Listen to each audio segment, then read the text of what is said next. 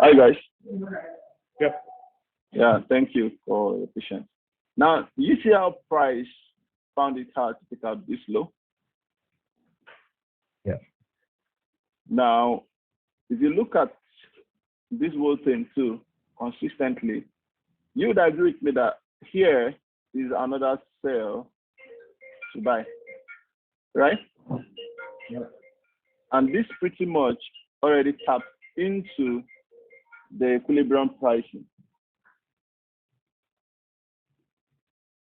You see now, you won't be surprised if price comes to just the open of this marketplace and then keeps flying.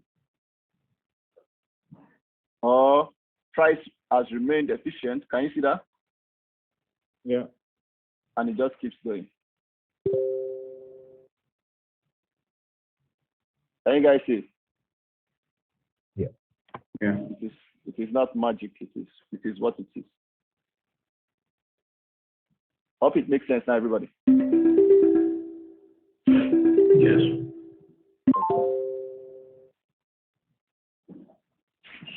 Awesome.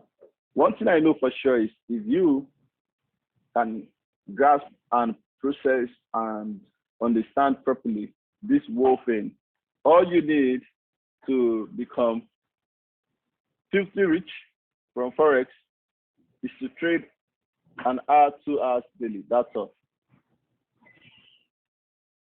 What was that you say? Trade what? Sorry, I didn't hear you. Trade for 1 hour to 2 hours daily. That's more than enough. Okay. Yeah, just show up, trade for an hour or 2 hours, and that's all. Myself, I told you guys before, my trading hours is 5. I have just 5 hours that I use in trading. In those 5 hours, I can be present for 2 hours, I can be present for 3 hours, I can be present for 1 hour, but I am never present for 5 hours. But I know that is my trading window. Mm. Is that because within 1, 2, 3 hours you meet your daily ROI and then you're happy as call it a day? Well, it's because I don't like trading. Okay. Yeah, I get tired of the whole thing. And our trading style is a style that you have to monitor everything happening in the market and really understand the story, the language the market is speaking. Is that like somebody is talking to you now? If you're not listening to the person, you would miss what the person said. Right? So if you want to respond later, then you'll be speaking rubbish. You can't relate. So that's how it is. Mm. So the trading style is pretty much exhausting. So that's why, and the reason for that is because it is complete. So you just have to have your defined trading time.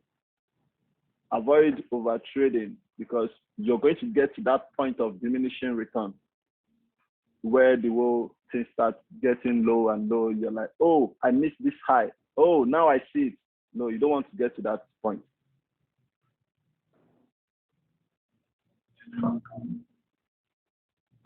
Are we clear, everybody? Yeah. So you guys see why equilibrium is the only useful thing there. The others are bullshit. Unfortunately, most smart money traders just use premium and discounts, and others that use equilibrium to mark their buy to sells. I see people use equilibrium to mark buy to sells, or they use equilibrium to mark a sponsored candle. Yeah, all those work sometimes, doesn't work sometimes. It's just coincidence.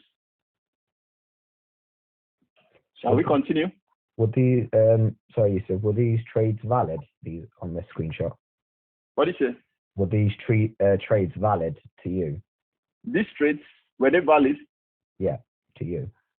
On this screenshot, honestly speaking, I can't tell you if these trades were valid or not until we treat algo market structure, because if I tell you that it is valid, you won't understand why.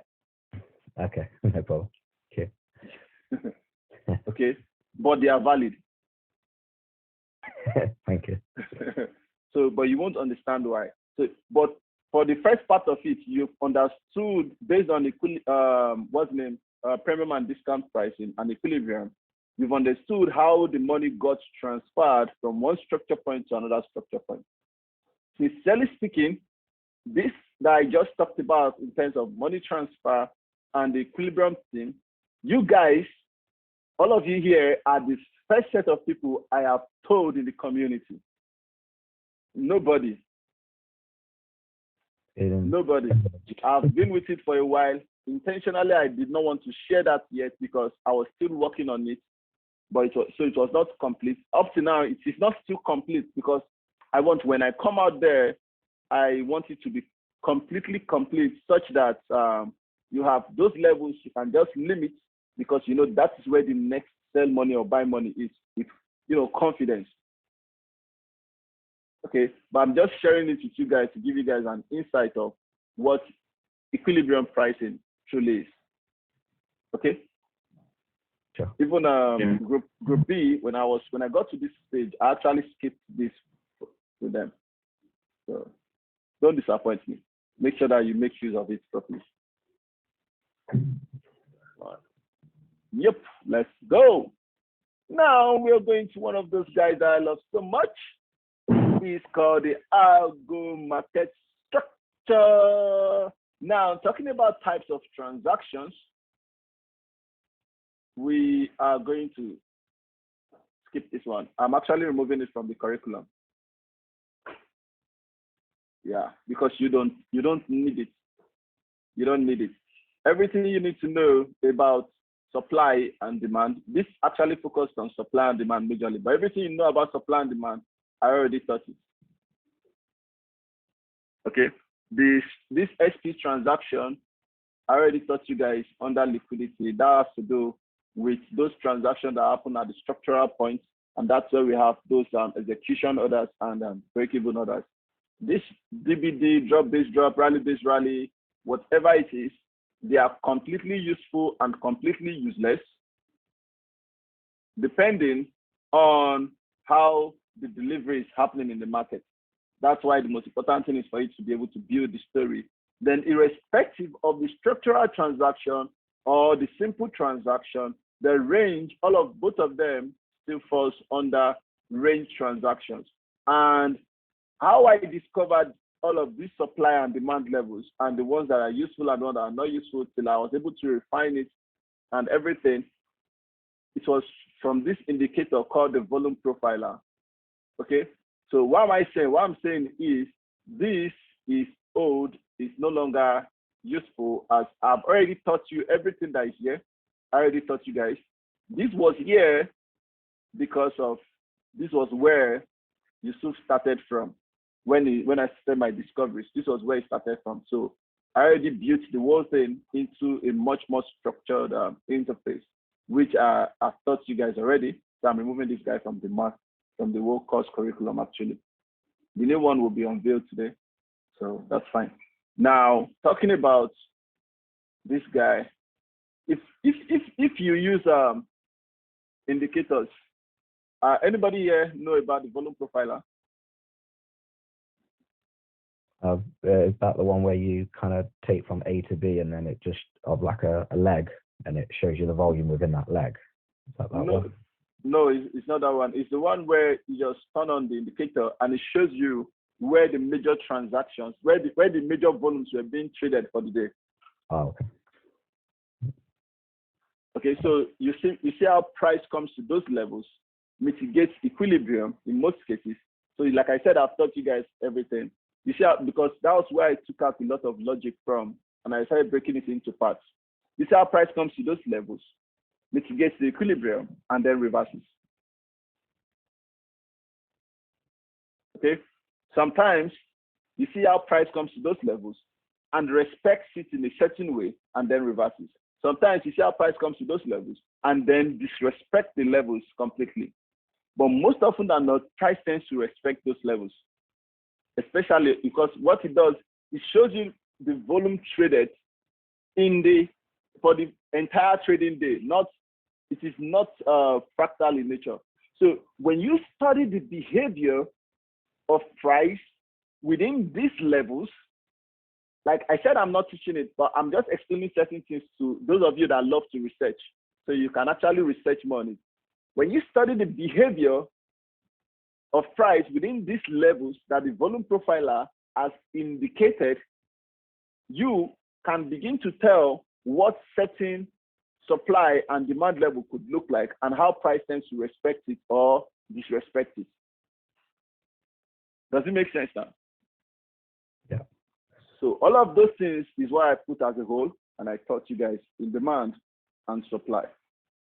Okay, so shall we proceed to algo market structure? Do you want to take a screenshot? You can now, or wherever it shall be claimed. Okay, good. Let's go.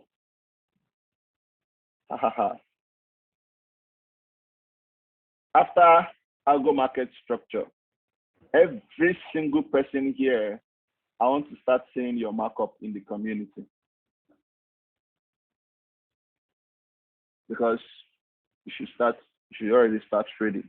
I want to see your markups. The earlier the better. It's best you start sending in your markups before we start doing the forward testing session. Because you've gotten all of this information, implement it in your own understanding, make the mistakes if you have to. So when we get to the forward testing session, you can begin to see where you falter and you will be able to correct it immediately, and it helps you to become better quickly. But if you keep waiting for us to finish the forward testing session before you jump on charts, I'm telling you there's a higher possibility of you getting confused. Okay, you've learned a number of things, a number of concepts in the past. So coupled with what you've learned now, put everything into action, unlearn what you need to unlearn. You are relearning what you need to relearn. So put the whole thing into action before our forward testing session. Because in our forward testing sessions, you are going to be blown away. Already, I know I did a little thing with you guys, but you're going to be blown away. And if you're not careful, you can be carried away. Instead of learning from it, based off what you've practiced, you are just going to have something that you're excited about. But when you jump on charts, you're confused. Does it make sense, everybody? Yeah. Yeah. Good. Yusuf, do we just carry on sending them in the October group?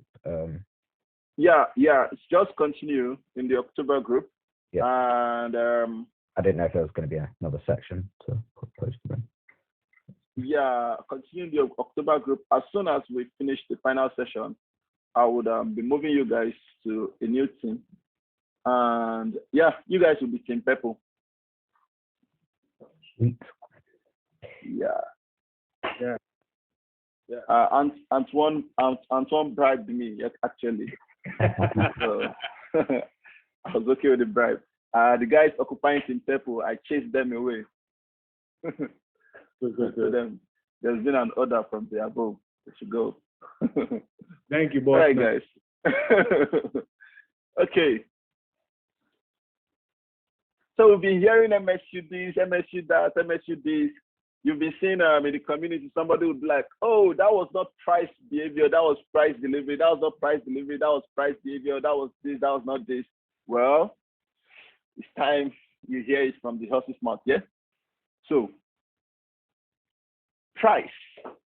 Let's go back to price. And let's go back to all the analogies I've been doing, guys. So all the scenarios and all the physical things, yeah? Price. If you pay £5,000 for an item, and you're given an item that's worth £100, will you be happy? You'll be happy about it. Will you consider that transaction complete?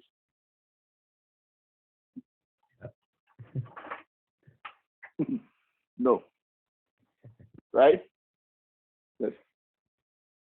Now, if you don't have £5,000 to pay for an item that is worth £5,000, you can pay for that item on installment till you get to 5,000. True or true? Yeah. But if I tell you that these two case studies or scenarios I have indicated, that I've explained, is actually what the market does, will you believe me? Yeah. See, yeah, you believe me, of course, because everything I've shown Yeah, I so won't far, believe everything I've shown so far has led you to believe in me. So now, price loves moving from city to city. Price loves moving from city to city. You see, if I have a city here, for example, another city here,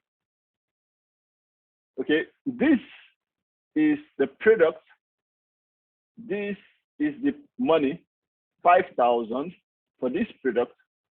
For me to get this product here, okay, I'm here, I need to get to this product. I don't have the entire 5,000, okay. I have to start putting the money together gradually.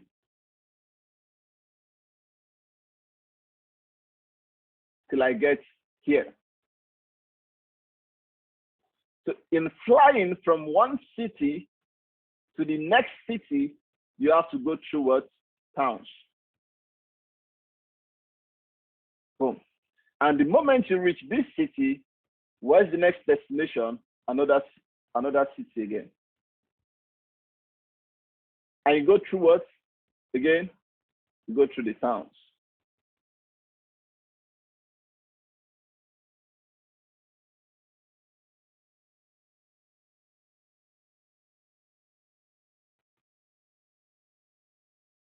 These cities is what? The higher time frame. And the towns is what? The lower time frame.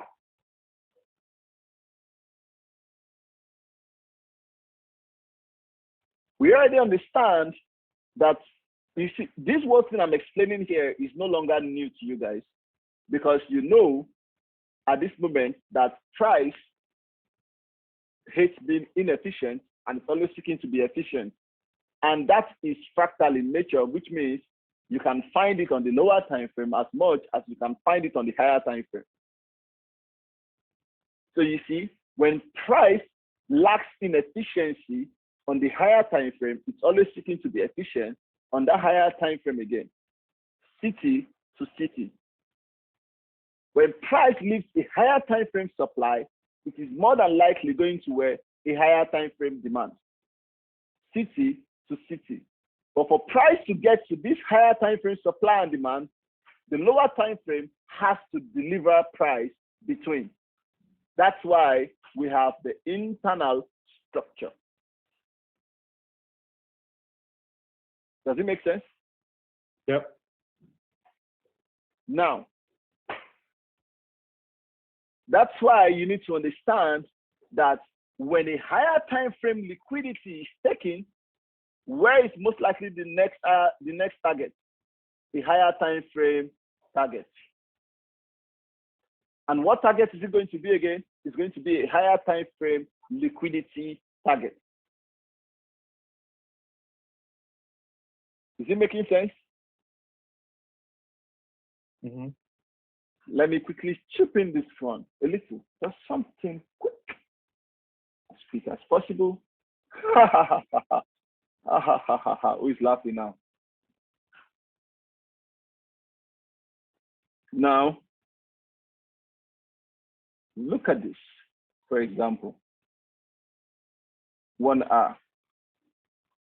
You guys, I don't know if it was you guys, but I think it was you guys. Did you remember when we were talking about this demand? I said this is a higher time frame demand, that while we're still watching for those sales that was happening here, that will be waiting to see the opportunity to buy. Is the buy not happening now or not? It was you guys I had that session with, right? Yeah, you said it was coming to that demand level, and you've been saying it for a while. For buy. Now, the question is this. The first question you ask yourself is this. This buy is happening. Why didn't this buy stop here and continue lower? Why does it keep going higher? Because yeah, because, come again, let me hear you. How's that? It reached its city. destination. Yeah, it's reached. All of these are also cities because this is the 1 hour time frame. But it's reached a city that is even bigger than this. Let's say it's even reached a country, for example. So it's going to another country. Right? So now, if you move from this time frame, for example, you go to the daily time frame, right here, you see, where is price reacting from here? You see, price is reacting from this demand level here. Is that not a major demand level? Major. So it makes sense, and price left what? This inefficiency here. So it only makes sense because if you look closely, this is a lot of noise. Am I correct? Yeah. That means that there is a huge possibility that the demand level it actually turned from is not even the daily. Let's go to the weekly and see if there's less noise. Aha, the weekly has less noise. Am I correct? Yeah. On the weekly time frame, price has reacted here.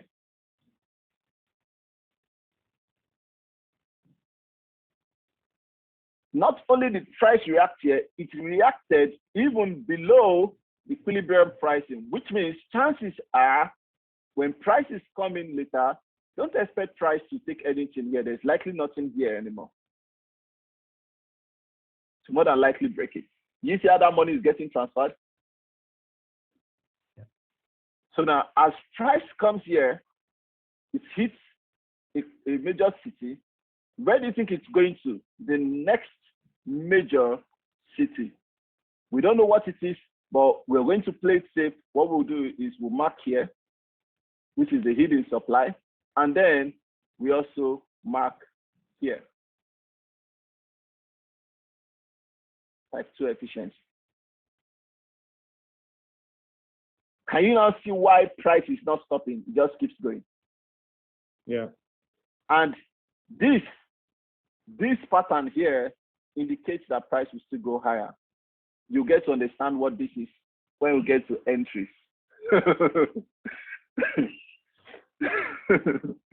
I'm laughing because of something. Always to enter. That's good. Yeah, of course. This is one of my entry pattern actually. It's called the rejection candle. You only find it on valid supply and demand levels. And when it happens, it pushes price.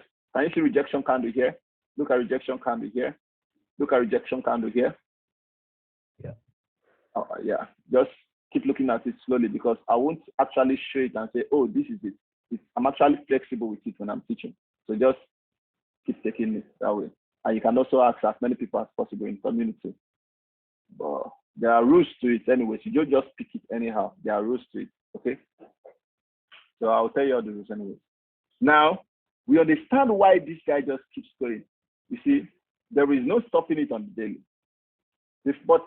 That there is no stopping it on the daily doesn't mean we won't pay attention to all of these daily buy to sell levels. You see now, if I catch a trade here,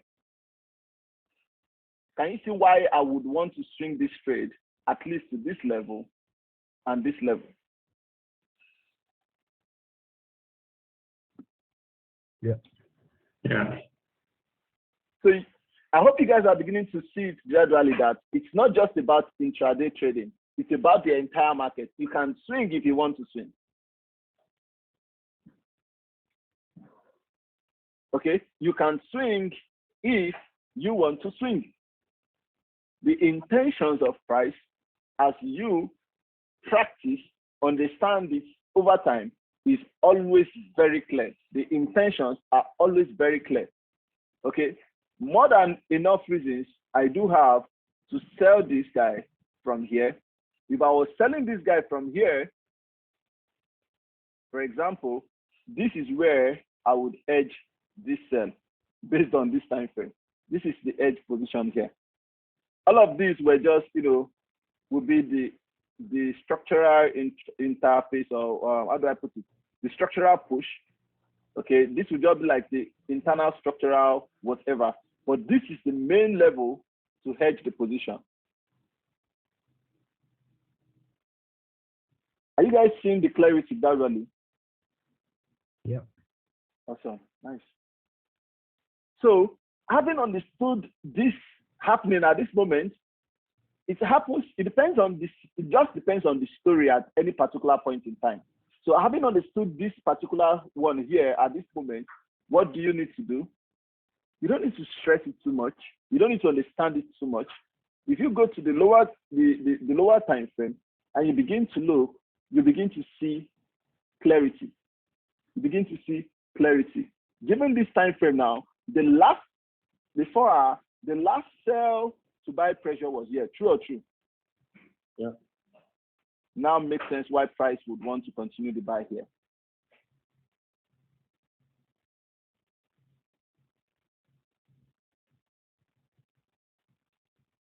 Is it making sense? Is it clear? Now, that is the 4 hour. Given the 1 hour time frame, after we understood what is happening there, so we're monitoring to look for a buy there based on the 4 hour. So if you're a swing trader, you follow the story, you can wait a little and then you catch it well. Now, that level, I'm waiting to buy my 4 hour, then boom. On this day, what happened? Price went lower.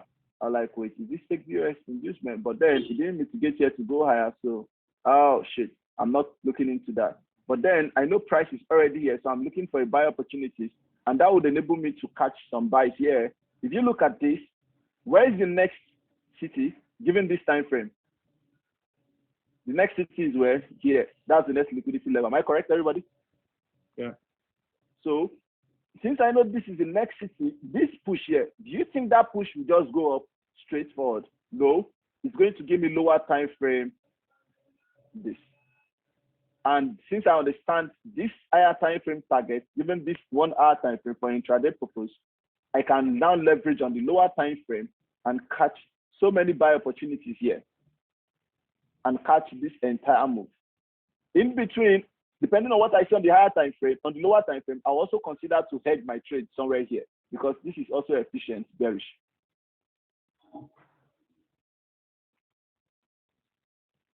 For intraday trading. Is it making sense now, everybody? Yeah. When you grab this liquidity, we started looking for sell opportunities, price came there, and then you cut the sell. Yesterday, I was explaining this to Group B, and I told them now that price took out this liquidity, I'll be looking for buys around here. That's what I told them. Exactly. That was when price was still somewhere here. I told them this is because I thought that I was talking about liquidity yesterday with them, but I didn't finish. So I said, this is where I would be looking for the buy. And can you see what happened? Following that higher time frame understanding.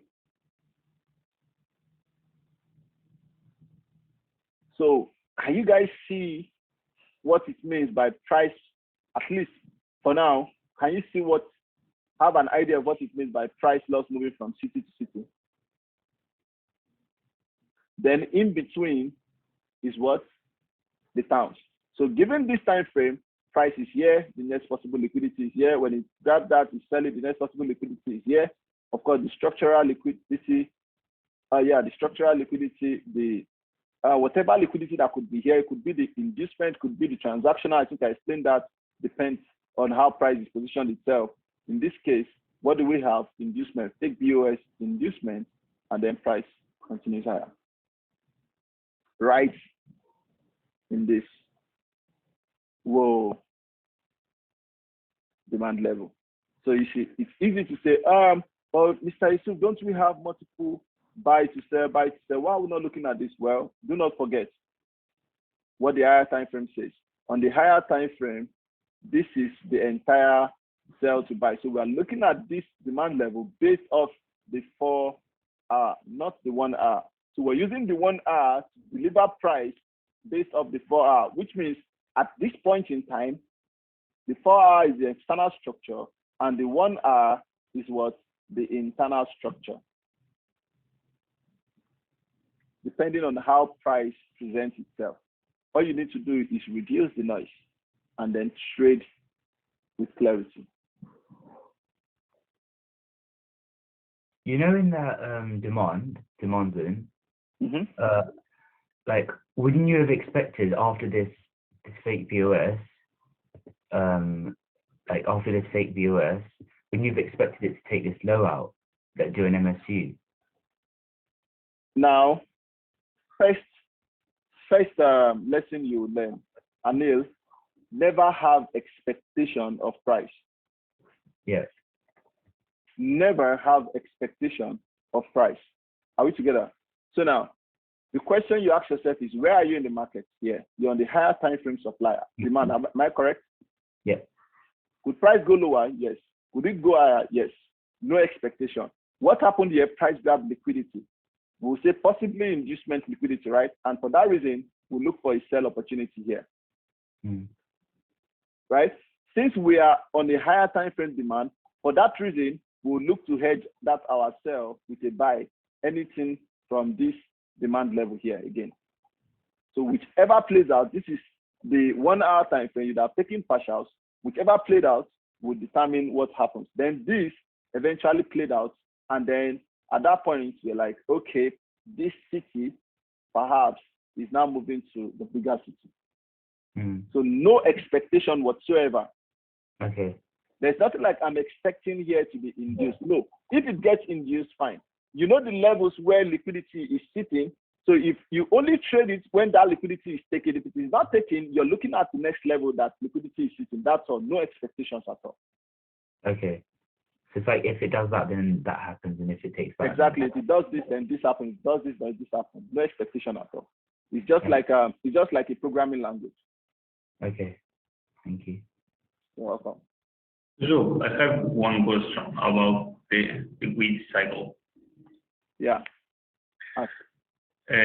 For example, like here you take transactional liquidity, right? Where? This Here. low? Now the high.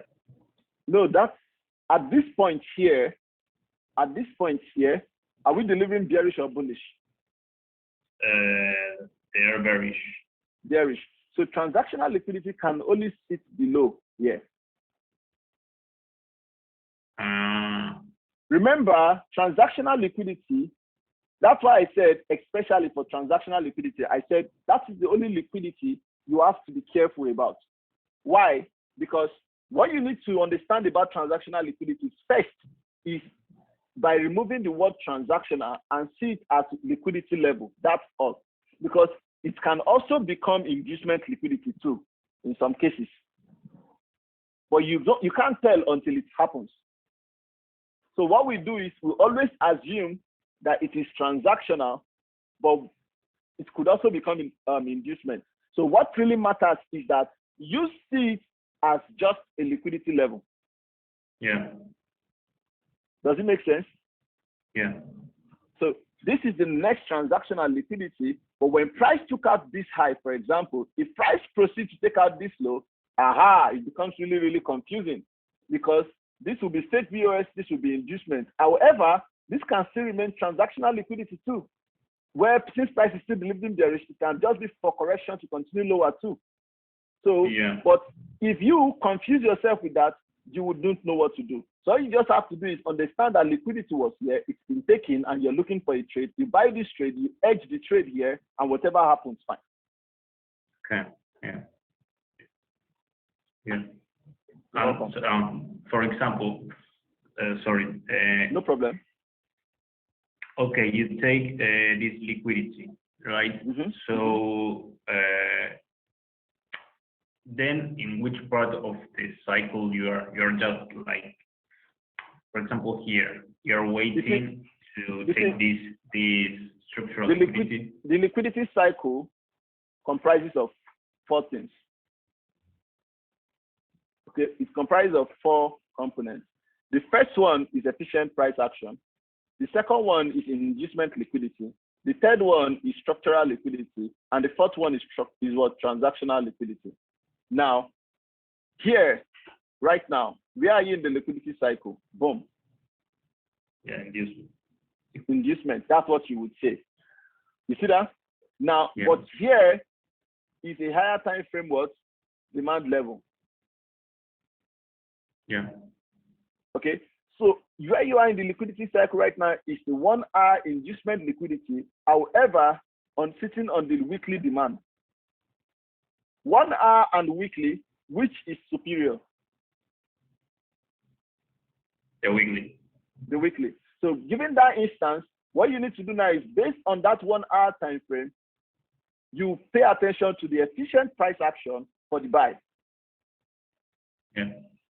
So now, as you pay attention to it, you also pay attention to the liquidity for the buys too. So you catch this one, and boom, when this one comes here, you catch this one, and then you wait.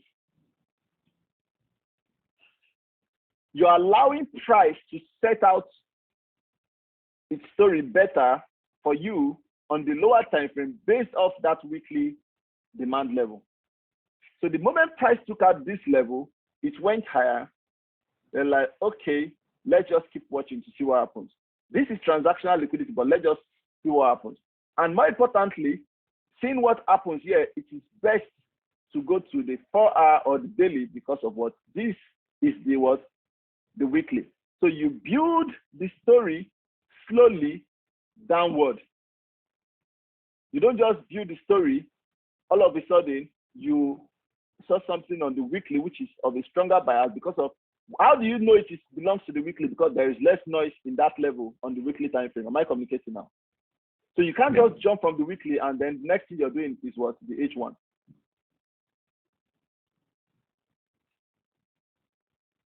Do you understand what I'm saying now? So the liquidity cycle is based off those 4 things, and those 4 things are on every single time frame. So in combining those time frames, that is the time frame structure analysis. In combining those time frames, is now has to do with how you take the whole thing slowly, step by step lower or step by step higher in terms of internal and external structure. Does it make sense now, Nicholas? Yeah. Thank you, Yusuf. You're welcome, brother. Like now, I say, oh shit, I don't even know what to do now. I have type 2 efficiency, so I'm looking for price to come lower. Here, this noise is too much. Well, what should you do? Don't stress, go higher. Less noise. Aha, this is clear now. So what we need to do is we'll pay attention to this level and then this level. Then we'll see what happens. It's as simple as that. Less noise.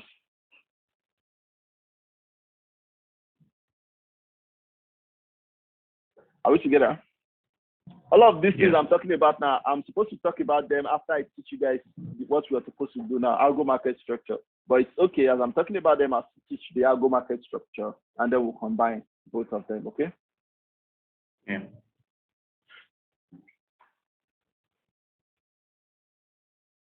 Good. So you guys understand city to city now, major to major. Anybody got any other question?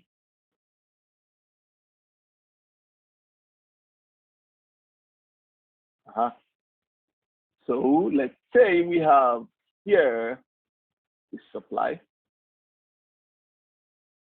here a demand, major. Then we have price push higher. We have higher high, higher low, higher high, higher low, higher high, higher low, higher high.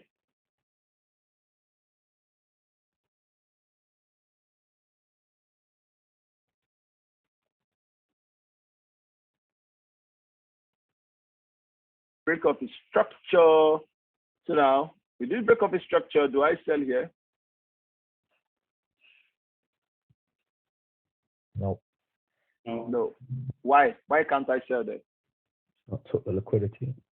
No liquidity. No inducement, no trade. See? You guys are learning pretty fast. On the first day, if I asked this question, everybody would be like, yeah, we have break up structure, we should be selling from the extreme. Am I correct? Yeah. Not money concept. But now, the story has changed. Can you see that you're actually better than what you thought you were? That is the good thing about the algo way of trading. You don't need to force the unlearning. It just leaves you naturally. Except you are the one forcing yourself to still stick to the unlearning part of it. No liquidity, no trade. Now, price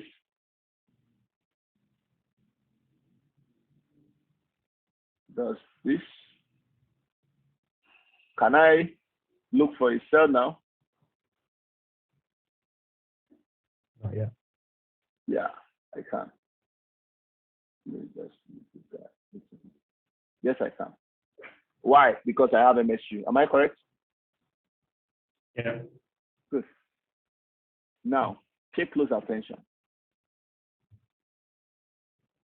Right here, we will say I have initially what I had was a BOS.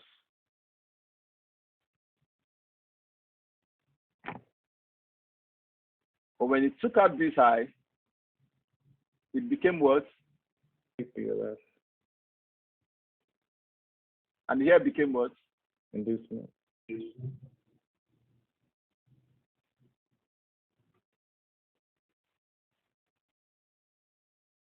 Then this is what? MSU. Mitigation.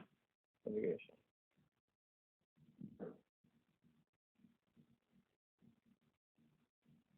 That's the mitigation there.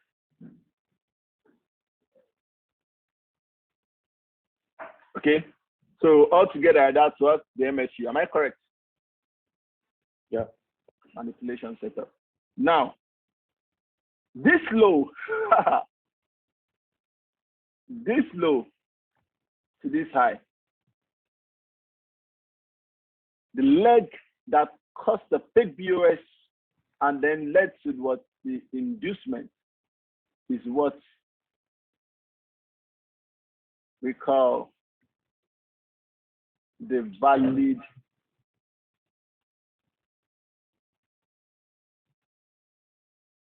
trading leg.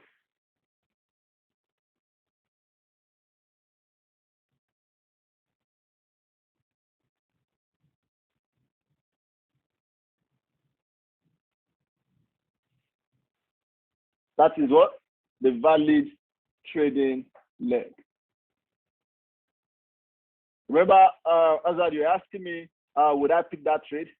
These are some of the reasons why I will pick that trade. The valid trading leg. What does it mean by valid trading leg? It means any trade you're going to pick has to be within this leg. If it is outside this leg, you don't have a trade anymore.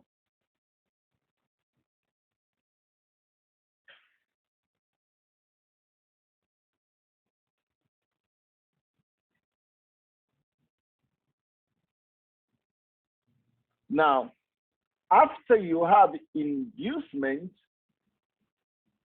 you have liquidity grab. It means money has been provided for you to transact. You're no longer selling broke or buying broke. Am I correct? Mm-hmm. So after you have that, if I have just a mitigation on mitigation, remember what I said about equilibrium, yeah? 50%, 50%, I will be happy to pick that trade.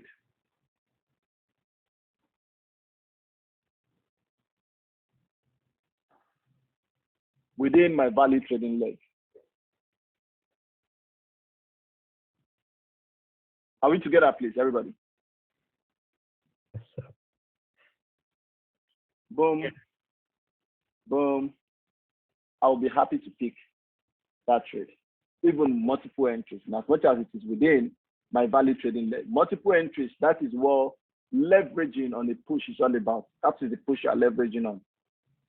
The price behavior, price delivery, structural range inducement, everything here, everything is what we are talking about right now. It is taught together. It's not taught separately. Now, within my value trading leg,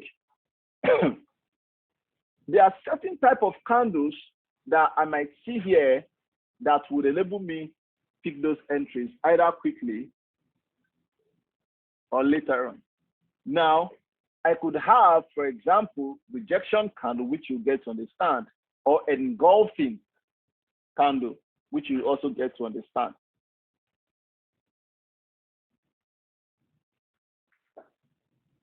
If I have this push and then this push, everybody, if price comes back here to mitigate the equilibrium here, can I sell this guy?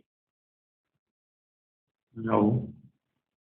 Oh, I'm clapping. Everybody got the logic now. I like the way you guys unanimously said no. Because we are already seeing that it is inefficient above. So you see, even the fact that it is within your value trading leg, it was not still valid for you to pick that trade. Because of what? Inefficiency. It's inefficient. And the first rule is never trade from inefficient levels. So you see, all of this here is your lower time frame. This year is your higher time frame. More or less, this year is your internal structure. This year is your external structure.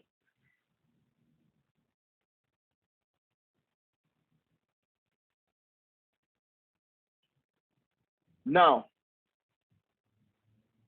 if price does this and then comes back here, can I sell?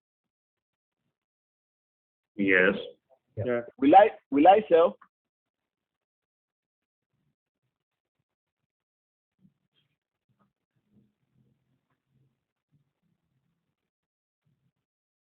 That's one thing I like about this part, this agro market structure. It puts everything you've learned so far to test. And that's how the market is exactly. Agro market structure is the closest education you could have to the market, combining everything that the market entails. Can I sell? Everybody said yes. Will I sell? You don't have an MSU, but No what? you don't have an MSU. So I won't sell. Even within the value trading leg. Why? Because inefficiency has been left, price has regained efficiency, which means I can sell, but I won't sell except I have an MSU within that leg. If I can sell this leg, if I will sell that leg. Is it making sense, everybody now? Mm-hmm. That is why you shouldn't have any expectation. All you can do is just watch. Yeah, at least just keep listening to the language. Keep listening. And when it says go, of course, quickly you run to the door. Close it. She said go. So what are you waiting for? Close the door. Just a quick question, Yusuf. Yeah? So like the trade that I posted earlier, price obviously did something like this, but it didn't create an MSU, it just did this. And you said that was valid. Yeah, because it grabbed a liquidity. It grabbed structural liquidity. Okay. Did you see that trade? It grabs, I know the trade you picked, you might not have a full understanding of why it was valid, but look at it. I'm opening the trade now. Let me show you. Yeah. Based off, let me just share that screen and show it to you guys. I think that's where I struggle. I know I would have took the trade, but I don't always know the reasons why. You see, it grabbed, you see, that was the last load before the main load, nothing more. Yeah, It yeah. grabbed that structural liquidity, and you see that momentum shift there. Then it came right there, it tested this, then this guy came right into 50% of that level. So this is indicating that price is changing. And more importantly, if you look at this year, that got to that level too. So would that have still classed as an MSU because it took that last low? No, that is not an MSU. That is just a grab of liquidity, structural liquidity. I remember I said I never pick trade directly from structural liquidity. This trade here, you would miss it. You would leave it for now, but later on, you can pick this trade. That's fine. But for now, I will always recommend you leave this and get used to just those trades that have MSU. Okay. Gotcha. This trade here is based off money transfer. Yeah. And at the moment, I am not having money transfer trades to your trades yet. I want you guys to just focus majorly on MSU trade, catch that consistency, then I will chip in money transfer with you. Perfect. Okay.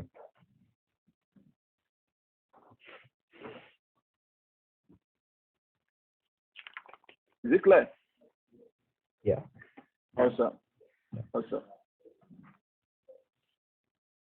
You see this trade from yesterday, very sweet. They say trade is sweet, very, very sweet.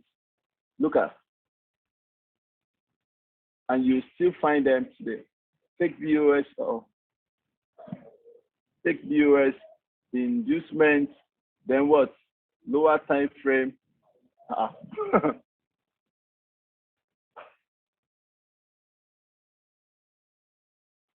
You see that? Take BOS inducement, lower time frame, textbook setup, next liquidity level, boom, the buy again. Very sweet. That was the trade that Kevin took while I was teaching. Very clean, sweet and clean. Even the buys, take BOS induced, sweet and clean. Well, let's just finish our go market structure, everybody. Yusuf, is there a certain amount of pips that the market will take liquidity from? So no, there's none. Remember, it is fractal in nature, so it doesn't need any amount of pips. It just does what it wants to do.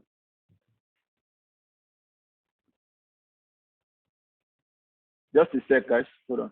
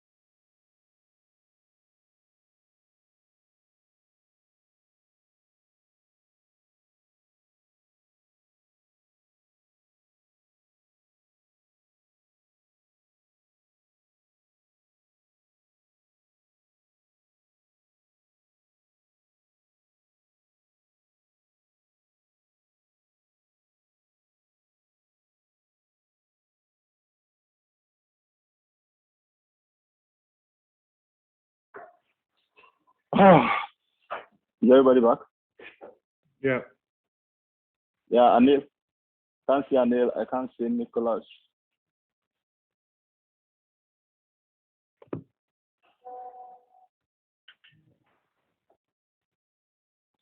Okay.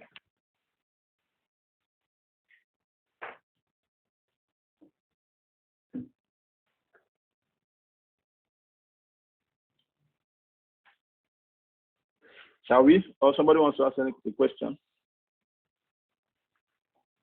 You And can. it's like, the education's amazing, Yusuf. I'm learning a lot. Thanks, bro. I appreciate it. Appreciate it, man. So.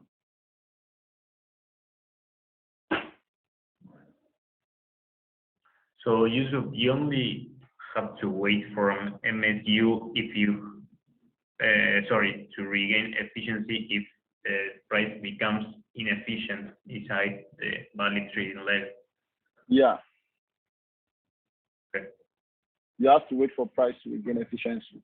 And you have to be really, really careful with that because there is a huge possibility that price will still come back here. So even with it regaining efficiency, it can still fuck you over and come here. Okay.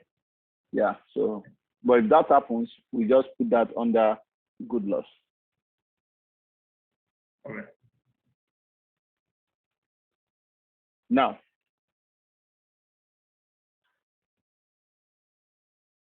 let me just leave it that way. Okay, so let's say price does that and boom, price goes lower.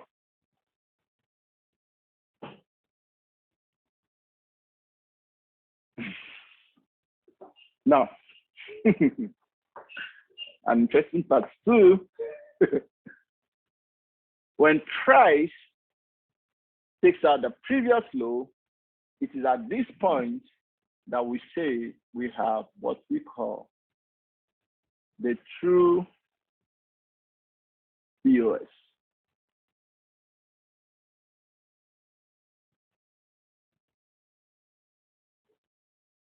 The initial was fake, then we have the true POS.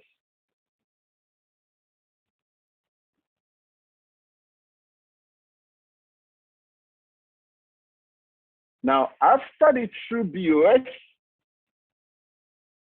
like I told you guys earlier, every trade you have to pick has to be within the value trading leg. So after the true POS, can I pick any trade here? No. No. Which means we're done with the value trading leg, right? All we just have to do is to start searching for a new valid trading leg. And a new value trading leg would not happen if we don't have an MSU. True or true? Yeah, because that's the new structure point. Yeah, yeah. Awesome. Awesome. But what if I should tell you guys? What if I tell you guys that there is still one condition that can make you pick a trade from the value trading leg? Again, even after price has taken out true POS.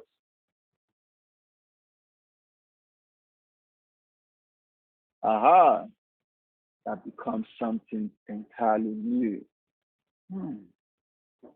I'm liking this. So, in this value trading leg, when price was delivering bearish, okay, let me reduce this guy a little. In this value trading leg, when price was delivering bearish, there were levels where you had imbalances too. Right? And those levels are where the sell money are and the buy money. In this case, sell money. Right? Now, looking at this low, the first sell money that we have in all of this push downward is here. Why is it there? Because that is where you have the next inefficient price action. Somewhere here. Am I correct?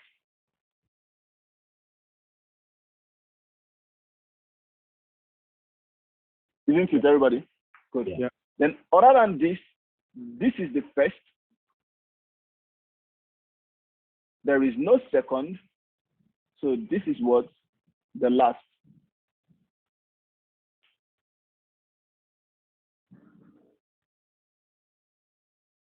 Are we together? What do you mean by there's no second for the last? There is just two levels with imbalances in this push. So if it is more than one, then we say, oh, this is the first, this is the second, this is the third, this is the last. Okay. Okay. So now, this is the first, this is the last sell money. If after the true BOS, price makes a direct pullback to the last sell money, you can sell this guy directly.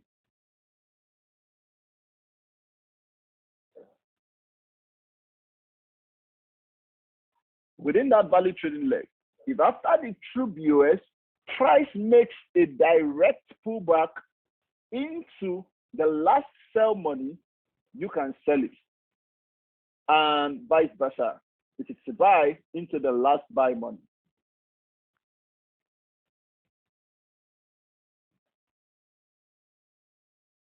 Now, the question is, what is a direct pullback? I just showed you guys one something now. That is a direct pullback. But truly, what is a direct pullback? Because it can be confusing too. You see, after you have price making true BOS, if price does something like this, can you see that this is a new structural point? Shallow, right? Isn't it? Yeah. But is that external or internal? Everybody. External. External. Thank you. Doesn't matter if it's shallow or not. What matters is it is happening outside this structural point. So if you have a new structural point, structural levels created already before price comes to this level, you want to be careful. That is not a direct pullback anymore. If you have price doing this, this is not direct pullback anymore. A direct pullback is only when after the true BOS, price begins to go back. Even if it does something like this and gets here, that is still a direct pullback. And as much as a new structural low was not created after this low that broke this structure. Do you understand, everybody? Good. So even a direct pullback can also look like this.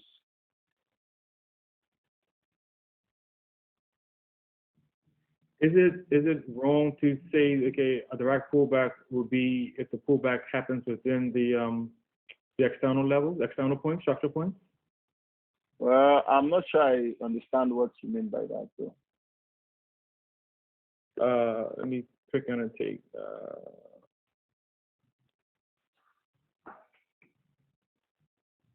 Okay, so we have the true BOS, right? Mm-hmm. Now, if price has a pullback and it goes within this line here, would that be considered direct?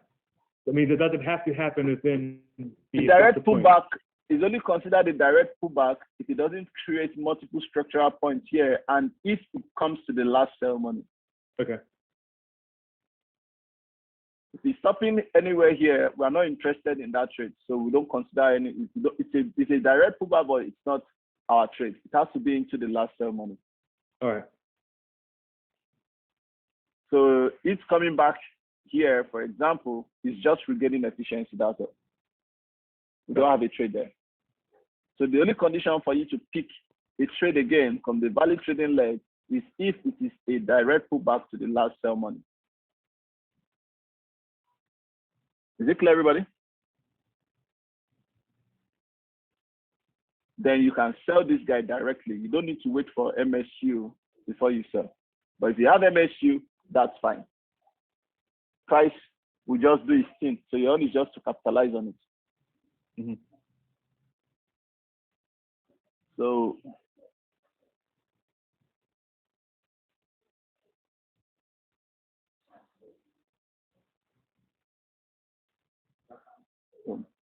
you guys know what the value trading leg is now, right? Yes. Good. Because I'm going to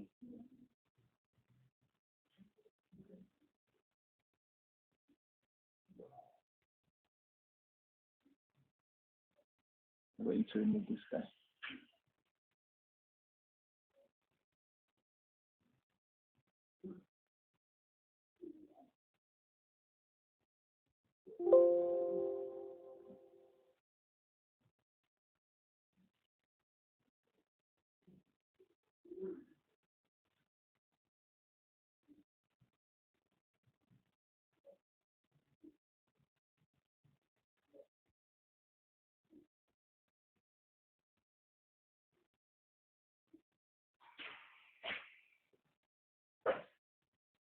Now, you have stuff like this. Everybody. Has liquidity been taken here? If I ask you guys now, okay, has liquidity been taken here? True or true? No, yes or no? Yeah.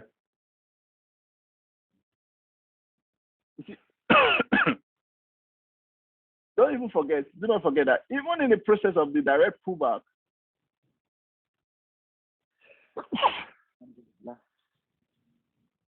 even in the process of the direct pullback, you could still have price do this. You see that? And you catch the buy. That's how it ping pong. Then it comes here, you catch the sell again. Like, what the heck? Ping pong in the market like nothing? Aha, that's how it happens, man. So now, the next sell money, the next liquidity level, you ask yourself 4 questions. Where's the next EPA? Bam, bam, bam. Where's the next inducement liquidity? Where's the next structural liquidity? Okay. Where's the next transactional liquidity? These 4 are the only levels I'm interested in picking a trade from. If I can't find a trade within any of these levels, I'm not interested in a trade. Does it make sense? Mm-hmm. Good. So now, everybody, do I have a liquidity here?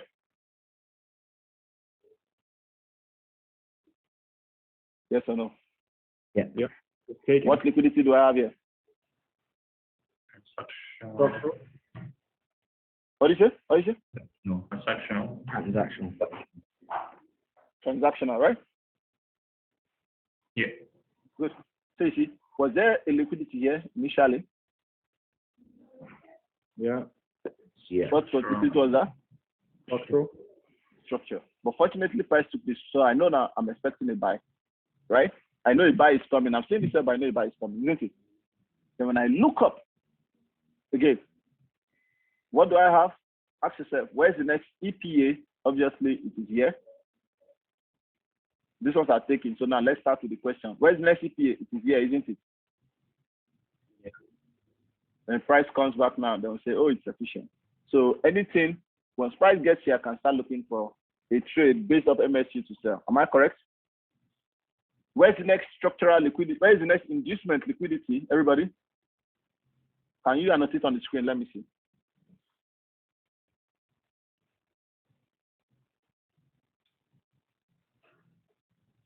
Nick marked somewhere. Antoine, Anil. Others. Is everybody marking? Awesome. Awesome. So where is the next Aha, that's why I needed everybody to mark. Dev, why did you mark this?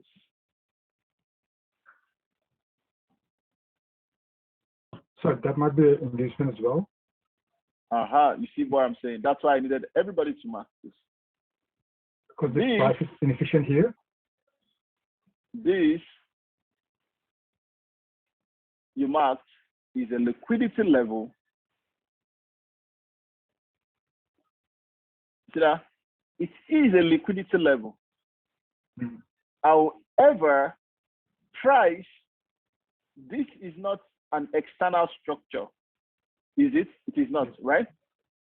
Yep. It is internal.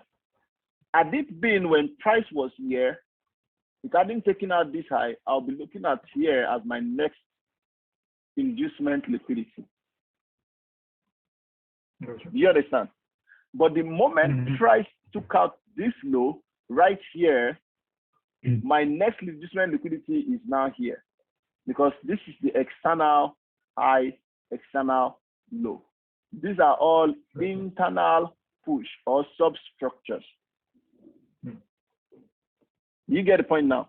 So now, does it mean that there is no liquidity here? No, it doesn't mean. It means there is still liquidity here. Remember when we talked about liquidity, we said it's sitting on every highs and every lows in the market. If price comes now to this level, I won't sell this and say this is inducement. No, I would watch what happens afterwards to determine if I would sell or not. Do you understand? Gotcha.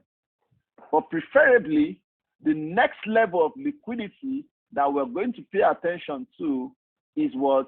The inducement liquidity, which is here. After we paid attention to the EPA here, the next one is what? The inducement liquidity here. Then everybody, after that, the next one is what? Structural liquidity. Can you mark the structural liquidity, the next available structural liquidity here? Thank you. Right there. Does it make sense now? Go. Dev. Right. Good. Yeah, sure does. Now, so if price comes here next, we say grab what? Structural liquidity. Do we execute this trade from there? Everybody, do we? Should wait for an MSU. We wait for an MSU. You know liquidity has been taken, but you have to wait for an MSU before you can sell that. Why? Because price can just take out, can do this before it drops. Do you understand? Yeah. Price can induce that high before it drops. Are we together? Is it making sense, everybody? Yep. Now, but but the thing is this: I can actually sell from here directly. Somebody asked me why. Nobody's asking me why can I sell here directly. It's already took lots of liquidity. Now, the reason why I could actually sell here directly is two. The first reason is that I know that price had already become efficient here in terms of equilibrium pricing. So it might not take out this high. That is the first reason. The second reason is I probably am already in the buy trade here after I knew liquidity was taken. So this buy, I'm just trying to hedge it with this sell here, knowing that liquidity has been taken. Do you see that logic now? Yeah. Those are the two reasons that could make me sell directly. So you see, we are not selling the structural liquidity directly. We're selling based on understanding of transfer of money and the liquidity there. Does it make sense? Yeah. So if price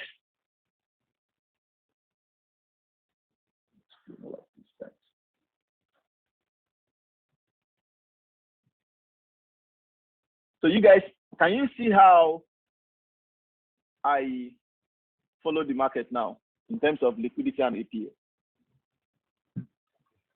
You can see how my mind reads the market step by step. That's how it goes continuously every time. Now, let's say price goes up,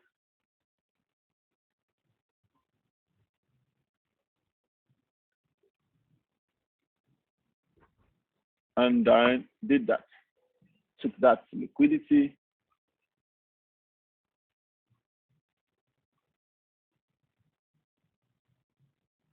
and then started to go down. As this sell is going, are we in a downtrend or we're in an uptrend? No, down. Downtrend. In a downtrend. Okay, we are in a downtrend. Now, let's say as price pushed lower, where is the next liquidity?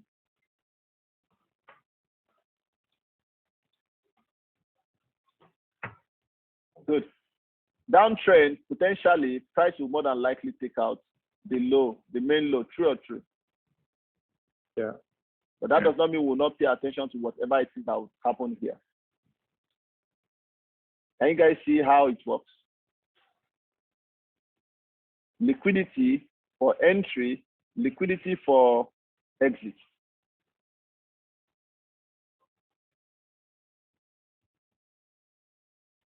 Is it making sense? Thank you. Now, that could happen. So let's say this was what happened. Boom. Price took out this high. Do we have an MSC or not?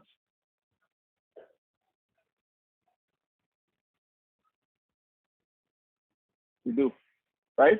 Yeah, you got Take BOS inducement. Can you see all the substructure we didn't allow ourselves get distracted with? Very important. Now, another thing to note is, did you guys notice take BOS inducement for the buy? And here to here is the value trading leg. A direct pullback will mean that price came here directly and then you want to buy. Am I correct? Mm-hmm. Good.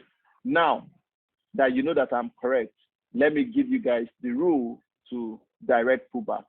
A direct pullback is only picked in the direction of the trend. If your trend is an uptrend as identified by you, depending on how you build your story, a direct pullback that is going to continue bullish, you can pick it. However, a direct pullback that is going to continue bearish, never pick it. If it plays out, fine, it plays out.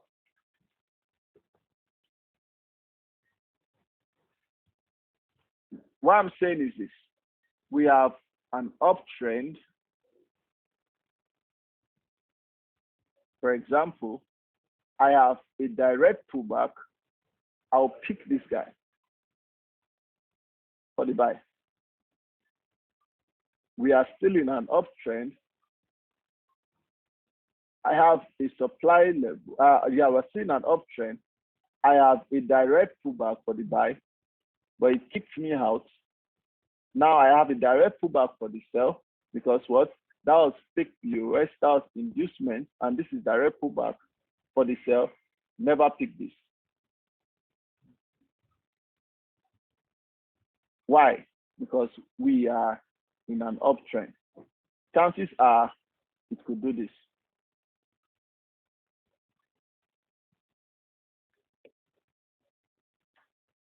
Now, that's why it's important to understand what time frame you are currently trading. In this case, can I pick this direct pullback for the buy? Yes, I can, because I know liquidity has been taken. We are currently delivering bullish. given this time frame, that lower time frame, this direct pullback belongs to that lower time frame to deliver bullish. So the trend at this moment, temporarily, is what? A bullish trend on that lower time frame, maybe the 1 minute. I don't expect this trade to keep going, and going, because that means I'm now playing this higher time frame thing with it. Does it make sense? Yeah. Good. Oof. We're almost done. Those are all the major rules. We're almost done. We're almost done. Now, I have, again, right here, take BOS inducement. Is this a downtrend or an uptrend? A downtrend, right? Yep. Yeah. So we can pick that mitigation. Right, everybody? Now, you see, in this case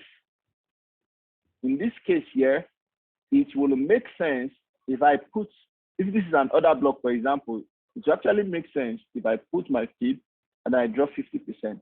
Because price didn't get to equilibrium, it's possible price turns from equilibrium here and drop.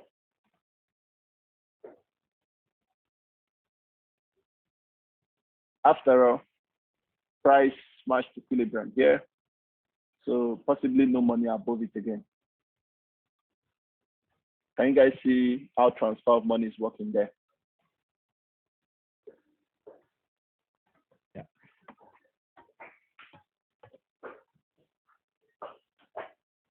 Now, if you look closely, you would see that this was a supply. And this supply right here, before price smash got into this supply, we also had what we refer to as fake BOS and inducement and mitigation there for the buy.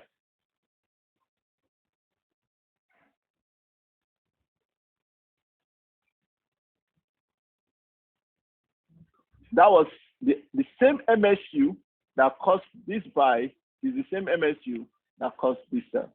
True or true? True.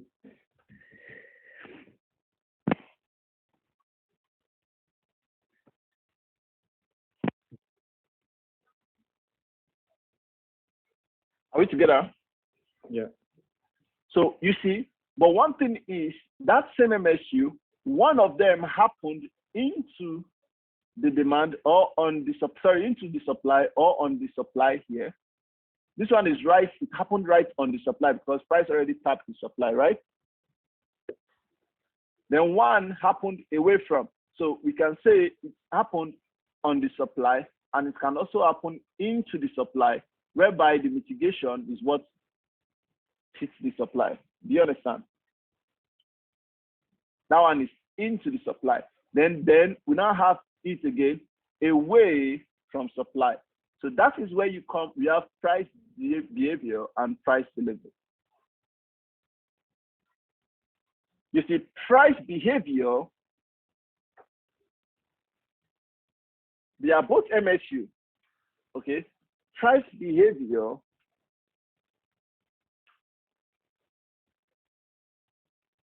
PB is PB into or on supply / demand. That's where we say there is a price behavior. But price delivery, which is PD, is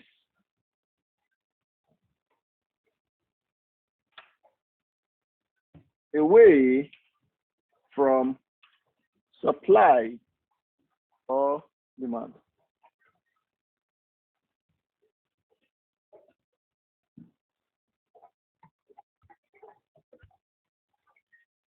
Does it make sense, everybody? So that's our way of differentiating it to make the analysis and explanation different. Sorry, explanation, yeah, easy and different.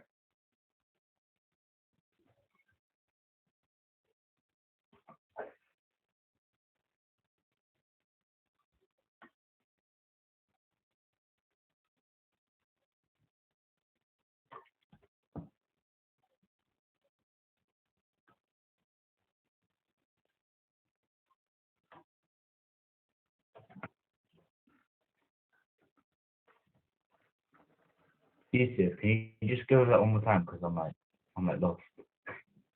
Okay, I'm coming. Just about that price behavior. So, Price, look at this. Hold on. Look at this. I'll draw something here. You see, in a downtrend, for example, you have lower low, lower high, lower low, lower high, lower low. Can you sell? If price comes here, it's efficient, right? So can you sell here? Yep. yeah. Yes, you can. Now, the MSU, let's say price, let me use another color. Let's say price continues higher, like this. The MSU, can you see this? That you get fake BOS inducement into this supply is referred to as price behavior into the supply. Oh, yeah. But the MSU that you get away from this supply is called price delivery away from supply. Yeah, that makes more sense, yeah. Is it clear, everybody? Yep. So that's what it means. You might want to just take a screenshot in between. And now I clean some, I leave some. So you want to take a screenshot in between and then.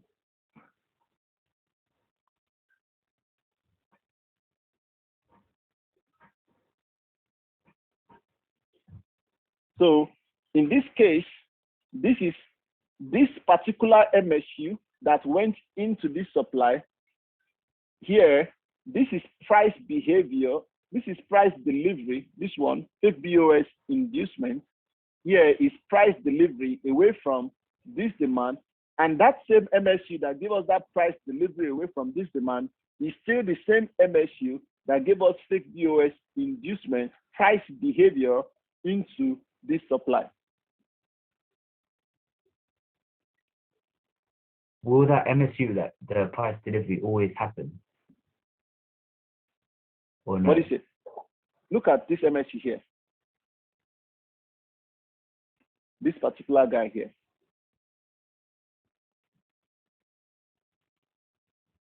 Can you see it? This particular guy gave us fake POS inducement mitigation here for us to buy.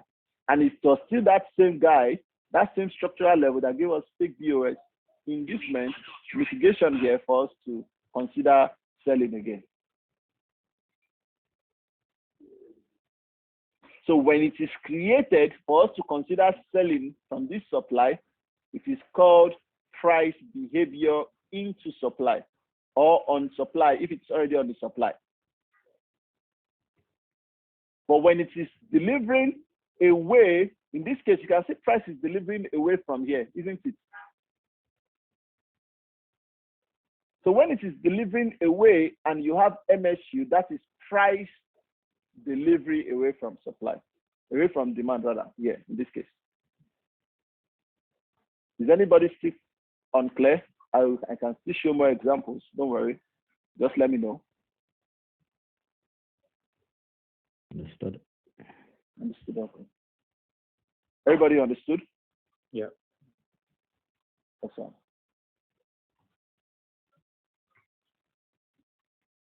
That's why the reason we need to separate both of them is because this guy alone can really be conflicting. When you get there, it's twisting your head, but no, once you can tell which is which, then that's fine. You know how to manage it.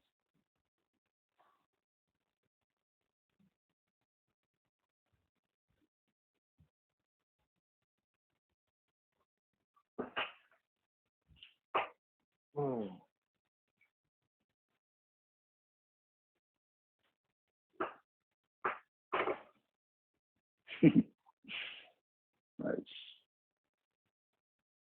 Continue.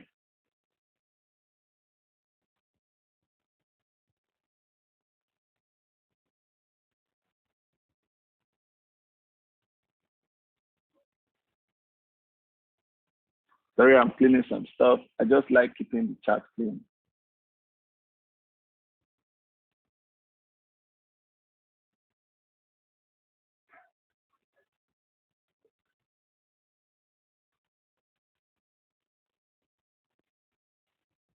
So you see, when price mitigates, for example, goes like that, is this a valid trading leg or not?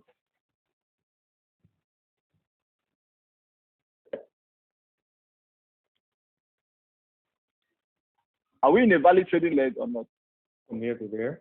Exactly. We're in a valid trading leg.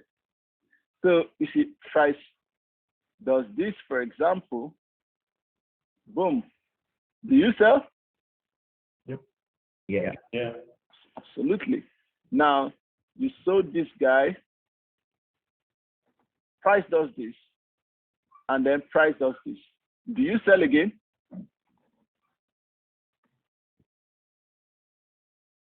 Hazard, you're muted. You're saying something, but you're muted. Sorry. That's created a new leg. So no, do you wait for another MSU? No, you don't wait for new MSU. You don't. Okay. You had a valid trading leg. It's a downtrend. You had MSU here that made you sell here. Then you had true BOS, and then you had direct pullback to the last sell money. Then you sell again. Okay. Yeah. Yeah.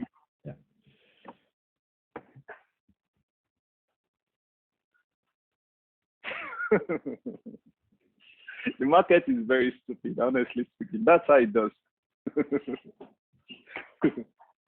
You see why I was saying you don't want to be trading for long hours. Just make your money and get out. Except you just want to wait and swing trade, then you wait, pick your trade, and then forget about it too. So that's fine. Yusuf, do you ever hold kind of your full margin on a swing, or is it more just partials? I don't swing, unfortunately. Okay. Yeah, I'm okay with I believe in compound interest, so I'm okay with compounding my account every time I trade. Then. Yeah. But if I want to swing, I'm going to hold full margin. Okay. Yeah, I'll just hold it to the next higher time frame liquidity level, depending on how I see the cycle for that time frame.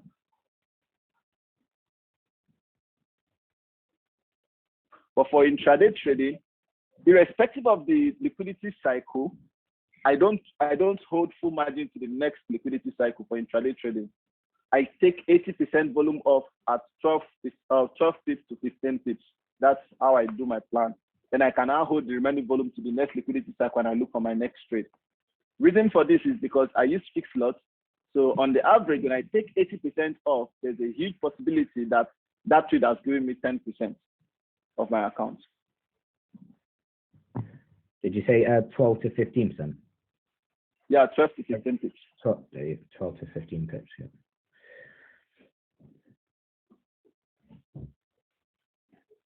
So at that stage, I would have made like 7%, 8%, 9% of my account, 10% of my account. So I pick 2-3 trades. I'm already tired because the percentage is enough. So do you not adjust your stop loss? Is it always 2 pips, or do you adjust it 1.5?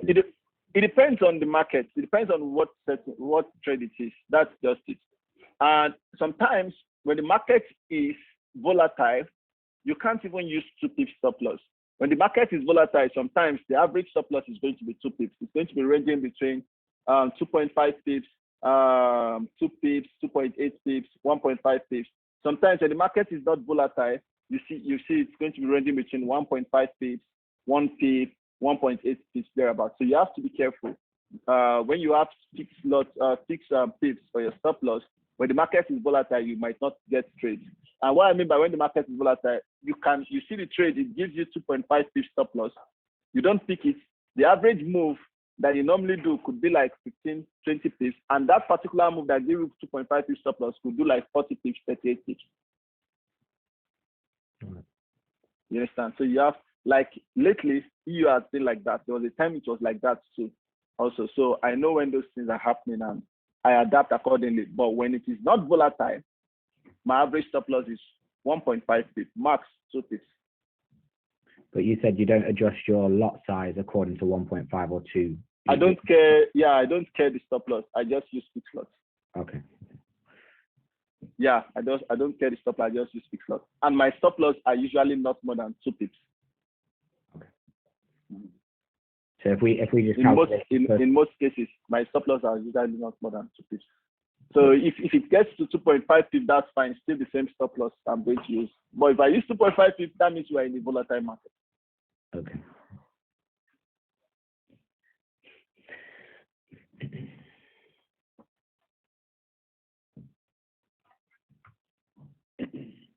So if I use 10 standard lots per 10K account. So if I thought the account goes to 9K, I still use 10 standard lots. If it goes to 8K, I still use 10 standard lots. If it goes to 12K, I still use 10 standard lots. If it goes to 18K, I still use 10 standard lots. I don't increase it until it gets to 20K. Then we start with 20 standard lots.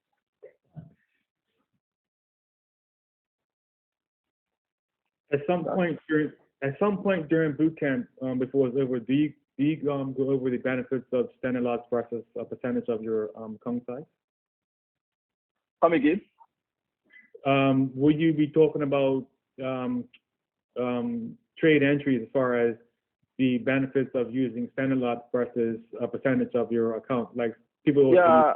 No, not during boot camp. I've done that before in a community course. So at some point in the community course, I'll talk about that.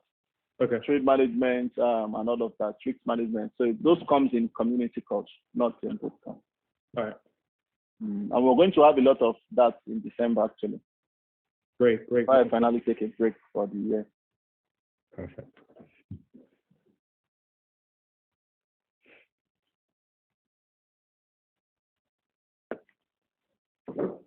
Yusuf, are we doing 2 sessions today, or is it all together in one go? Or? No, algo market structure takes more or less 1 session, but that's why I'm digressing, so we can have all the time to ourselves. And we are launching our website today, so I have to get back to work. The IT guys are really at work here, and we have to just make sure everything is in proper shape. So yeah, we'll be wrapping up the bootcamp by Thursday. So we'll be starting by 11. Oh shit, I mixed that. Yeah.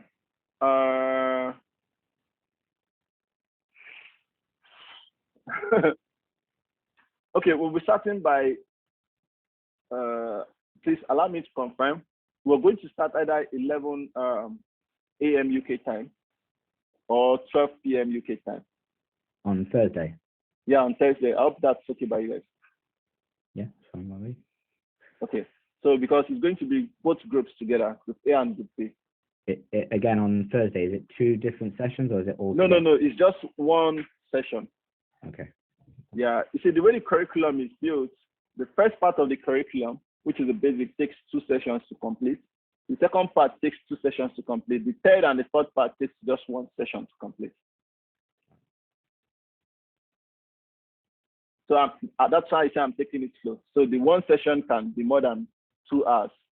It doesn't have to be 2. I don't want it to be 2 hours. I want us to really flow with each other. So that's why I say I'm digressing and explaining stuff. If we stick to the time strictly, I would have been done since.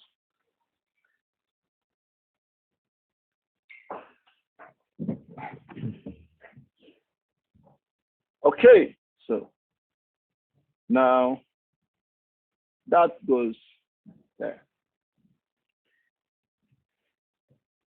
Sometimes, let me add this. Sometimes the price will just come to this structural liquidity, gives you a trade, comes here, you try to hedge the trade, it gives you price behavior into supply, you sell, and then it goes down, then it does something like this again, and then it goes down. And that's how you see somebody getting in here and there, here and there.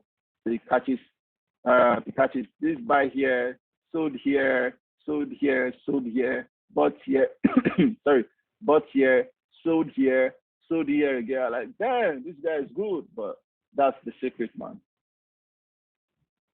Algo market structure, the algorithmic delivery of the market. As you follow it, you see the efficiency. If you notice what I'm doing, it's not being stupid, it's price, you're getting efficiency, mitigating efficiency. Can you see that? Price does that. And somebody will be so focused on this level here. Oh shit, it didn't come. Next time. Don't worry, the POI is coming and he's still waiting with his limit order. And oh fuck. So shit happens. I've seen so many traders like that where they'll just mark that POI, go away from the charts, and they'll just set an alert. And by the time it's got there and it just doesn't do what they want to, and then they get demotivated because the trade didn't work out that they've been waiting for so long. Yeah. Cycle of It's crazy, man. They'll be fine.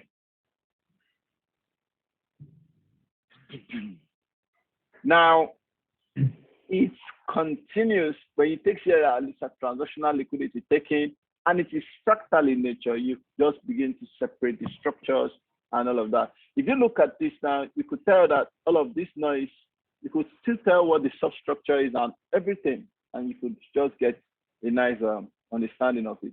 So you see, somebody might make the mistake and say, this is fake BOS, this is inducement. No, it is not, because price took out this. This is just a level with liquidity that price can take. That price can take and then deliver. It could happen. So pay attention to it, but that's not inducement liquidity, quote and unquote. Okay. And this guy can continue like that. We test this low, go lower, to still come, grab this liquidity without testing this guy, and go lower. For example, let's say this happens here. Now, will anybody consider buying?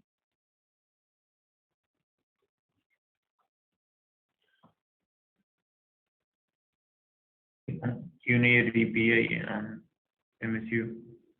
No, there's already an MSU, isn't there? Oh, it's So you would buy. Yeah, see that's how it goes, man. Everybody. Gradually. For PD. Yeah, exactly. Can you see that? Take BOS inducement, there was the price behavior into this demand. Yeah. PB into demand and then PD away from. Yeah. So the cycle was again that level of nesting efficiency is here. So you pay attention closely here or whatever it is that could happen again. And price could go all the way here, to push all the way down, take out structural liquidity. It might want to go up, then it does this again. Algo market structure. Yusuf, when I was doing a drawing, you said that this, I just wanted to show this marking here. What would this be classed as? What kind of liquidity, this middle section here? It is inducement liquidity. That will be inducement. Yeah, it's inducement. Even inside kind of like a substructure. Yeah, it's inducement. It is sitting within this. It is only when this takes this out that we'll be careful about this. It's no longer inducement. The inducement is down here. All right. So this is just a low with liquidity. So I was getting confused with that markup I did. You know, the one that you said that wasn't. Yeah, I know.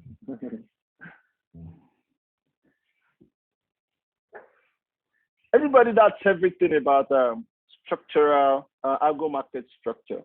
And when you talk about structure and range inducement, I added it in earlier part, this is the first curriculum I use in teaching. So that has to do with the structural liquidity actually, and the entire range. So you mark the entire range here, and then you pay attention to the structural liquidity. So that's what it's all about. So I already taught you guys in liquidity. And lastly, last but not the least, don't forget that, let me write this down. When it is complex, what do? Everybody, go higher. What is complex? When price action is complex, you go higher. Not clear. When it's confusing or what? Yeah, exactly. When it is confusing, when it is complex, when it's a lot of noise. Okay. Sorry. Let me put into brackets. Yeah, noisy, confusing, It's not clear. unclear. I've seen a mark on someone's chart that says simple inducement and complex inducement, or whatever it was. I think it was. Yeah, it's telling you that it is complex. Okay. What the person is saying is this. Let me draw it to you. That's what I was going to draw next. It's telling you that, okay, so my 5 minutes inducement could be fake BOS inducement and then drop. That's simple, right? But then my 5 minutes looks like this, and then I have this. This is complex, isn't it?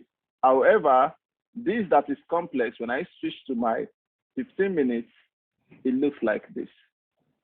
Understood. Gotcha. You understand? So it's telling you, it's just showing you, when it shows you this chart on 5 minute time frame, it's telling that, oh, this was a complex inducement, telling you it doesn't belong to this time frame, but a time frame much higher. So that is what you say. When it is complex, it's confusing, just go higher where the noise is less, and then you get a better picture of price. If you don't understand it, just leave it. Don't trade it. And if One trade is good enough for the day. You will make 5%, 10%, you'll be fine. If you are going up higher, are you going in 5? So 5 minutes to 15, or 5 minutes to 15 minutes? Yeah. Or are you going up 5 minutes to 10 minutes, or whichever? No 10 minutes. Remember when we treated internal and external structure, I never mentioned 10 minutes. Yeah. Only those time frames that I mentioned that I use. Yeah. So if it's complex, no 10 minutes.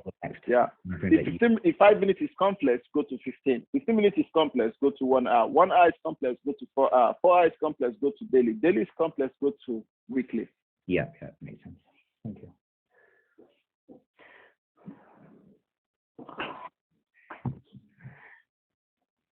One minute is always complex, so don't even bother. Just use it for your entries.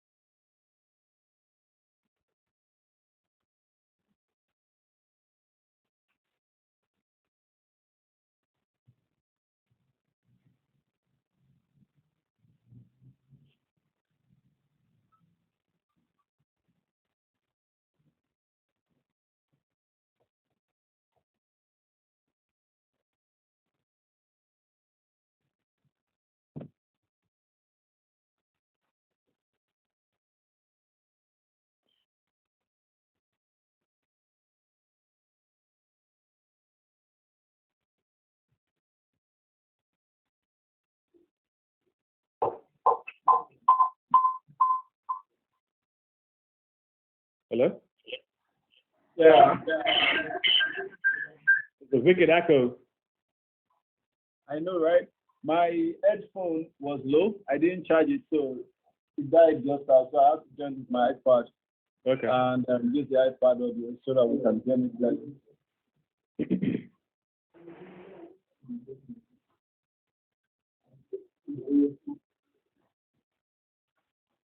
All right. So anybody got any questions?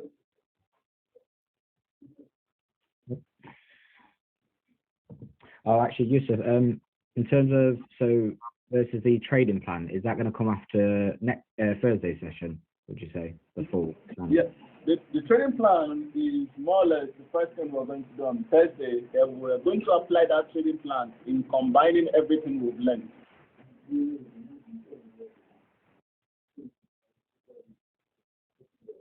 Breaking up again, Yusuf. I'm breaking up. Yeah. Okay. You're back now. It's better now, yeah? Yeah.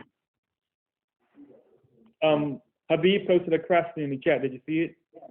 Yeah, Habib, your network was bad when I was talking about it. So the best I can do is I'll let you know when I'm having a session with Group B. I haven't talked about that, so you join them and get that information from them. Because I have other things I have to quickly attend to now, actually. So don't worry, I'll let you know, okay? As for the training plan, as I said, that's the first thing we're going to tackle on Thursday. Then we're going to now build everything around it for the top-down analysis and combining everything together. Yeah. I was more thinking just because you said to post some markups into the group. It'd probably help if we had like the structure. That's all. Yeah. So like I said before, all you need to do for now in terms of trading plan is go to the Discord community.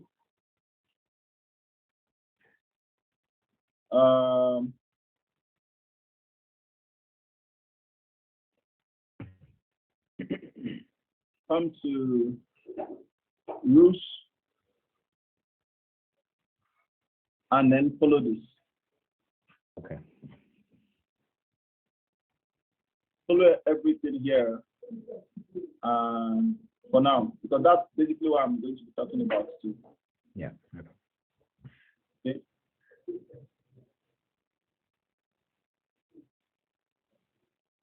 So you can view the images and then see.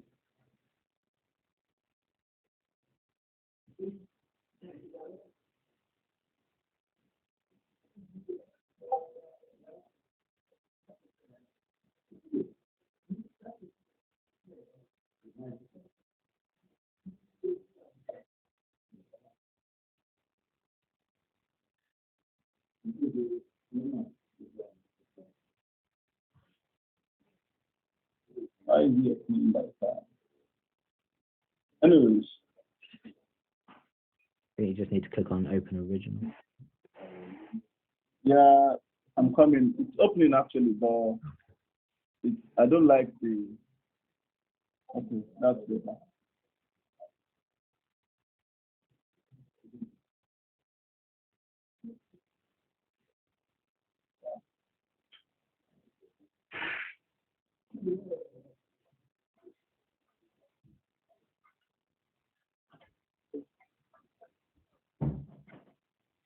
See my screen here? Yeah. So you see where, which is where are you? In between H1 structural liquidity, delivering bearish. What do you see? 5-minute MSU delivering bearish. Then here, this is the first trade where in between H1 structure, yeah, that's something there. What 5-minute delivering bearish entry, M1, entry on M1 for F5 structural liquidity. Target next H1 structural liquidity and H4 demand. You see that? Where, the what, the how, and then your target. Now, this is a bigger picture of it. Can you guys see it now? Yeah.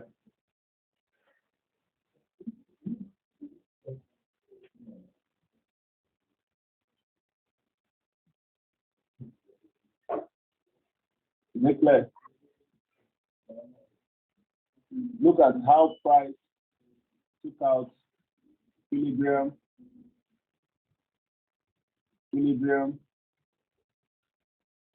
equilibrium, and here just drops. They find it hard to take out this guy. Look at that price, we can take out equilibrium here. And what? We took it here. And after that, we drop. Crazy, right? You see,